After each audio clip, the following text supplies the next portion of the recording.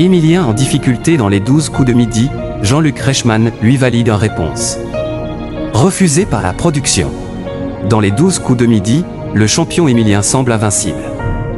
Présent depuis près d'un an et demi dans le jeu de TF1, il a connu une émission compliquée ce vendredi 21 mars. Il a pu bénéficier de l'aide de Jean-Luc Reichmann lors d'un coup fatal, qui aurait pu être son dernier. Émilien est le plus grand champion de l'histoire des 12 coups de midi. Ce vendredi 21 mars, il participait pour la 540e fois à l'émission de la mi-journée de TF1. Une performance sur le long terme qui le place sur la première place du podium des gagnants de jeux télévisés en France. Mais malgré cette réputation, des candidats continuent de tenter leur chance chaque midi pour essayer de le détrôner. Et lors de cette émission, rien n'a été facile pour le jeune Vendéen qui a connu une émission compliquée. Lors de la première question, il s'est trompé, commençant la partie dans l'orange.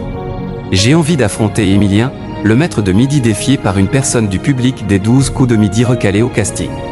Après être sorti gagnant d'un premier duel, il s'est vu défié par un spectateur lors du coup par coup.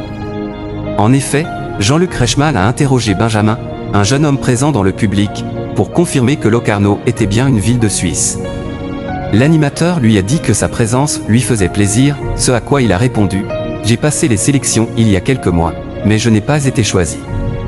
Et la perspective d'affronter Émilien, évoquée par le présentateur, ne semble pas effrayer Benjamin. « J'ai envie d'affronter Émilien, je me sens assez prêt, je me sens assez chaud. » Alors là, je l'accepte. Jean-Luc Reichmann accepte une réponse d'Émilien préalablement refusée par la production.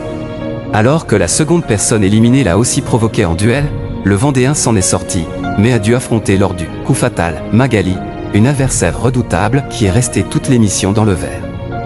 Alors que le match entre les deux était plus que serré, avec un Émilien en retard, le jeune homme a été sauvé par Jean-Luc Reichmann.